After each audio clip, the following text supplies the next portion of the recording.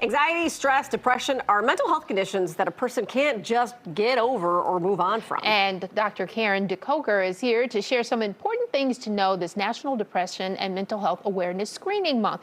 So this is a conversation that a lot of people probably should have, but they don't have.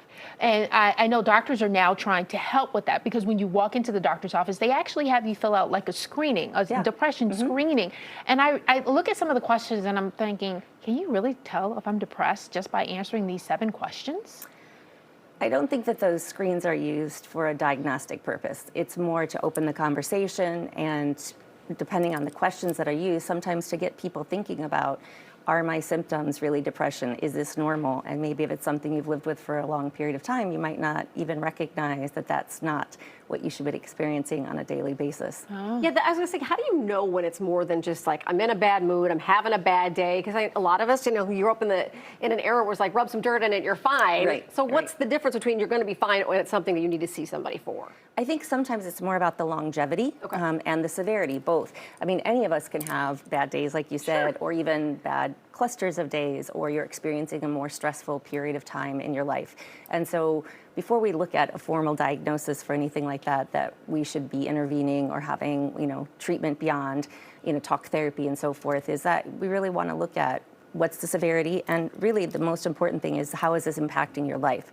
So you can have bad days, and if you're coping and feeling okay, and if things are going fine, then it's probably a management piece of it. But if you're now having difficulties with your day-to-day tasks, having ability to get things done that you need to, that's when we need to start looking at what else could we do to make things easier. And what else is out there? I mean, I imagine drugs are one option, but there's got to be more than just that. So there are many different forms of treatment, and we're seeing more and more innovative, more and more exploratory every day. Things like psychedelics, which are not yet quite legal, but I anticipate in the next few years some of them will become legal in certain controlled ways. Yeah. Yes. In fact, ketamine, which is anesthetic, is now used for the treatment of depression. You'll see it used in a nose spray form, in an injection form, or at our clinic, in fact, we do it as an IV form. And that, when we were talking earlier about brain flow to the brain, and it will increase the connectivity as well as the areas that are just kind of quiet and not working so well. So we use it for lots of different things. But of course, we see people use medications like antidepressants, anti-anxieties, but they're fairly successful, and I do still write prescriptions for them, but they have their limits, and over time we've seen other more innovative methods become more effective.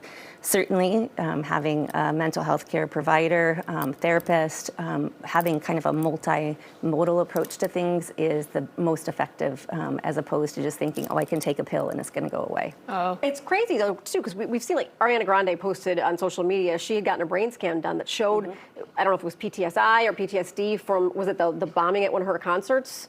In Birmingham, over in England. And could actually see in a scan physical changes to her brain from that incident or incidents afterwards too. And so I actually am wearing a pin it's PTSI instead of PTSD. It's not necessarily a disorder, and people don't understand that when people go through traumatic experiences, it actually does cause damage to the brain. It's an injury, similar to a broken leg.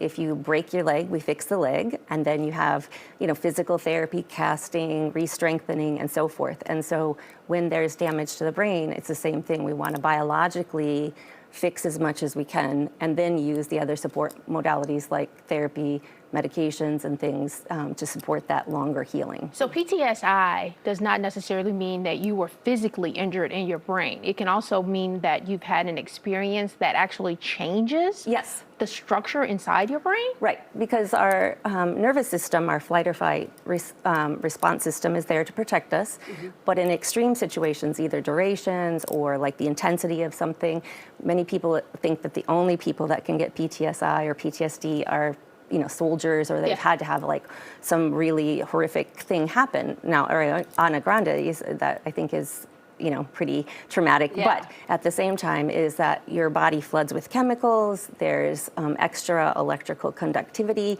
and your amygdala, the base brain, the part of the brain that controls are fighting, are fleeing, or are freezing, actually becomes overactivated, and over time can stay overactivated, which is not helpful for the long term. And so it floods our body with neurochemicals and increases our symptoms like anxiety, fear, difficulty with sleeping, and so forth.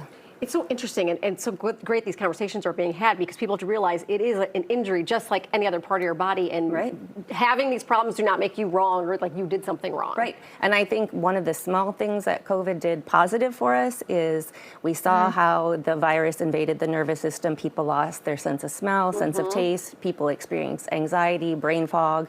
Even it was the first time that they've ever experienced those symptoms, and it was caused by a virus. And I think that was one of the things that made some people, we've known it for a long time, but the general public started to say, oh wow, this can really be triggered by something completely separate from the person. And so it is a biological process, and the symptoms that people experience are not in their control. It's not something, you can't tell somebody to have their broken leg, just get over it, and or just get back to it, it'll heal. It's the same thing with any sort of injury that we have to the heart, to the brain. This is the brain and the nervous system is no different. I think society is experiencing that with all the gun violence that we're seeing around the country. Here in Chicago, a lot of the young people that are experiencing it. This is going to be a serious problem that we're going to have to address at some point. Absolutely. And it's just not going to be enough to say get over it. Yeah, for sure. All right, well, thank you for having us to start the conversation. Maybe people out there will continue it and we can actually get something done. Thank you for sharing. Thank you. Appreciate it.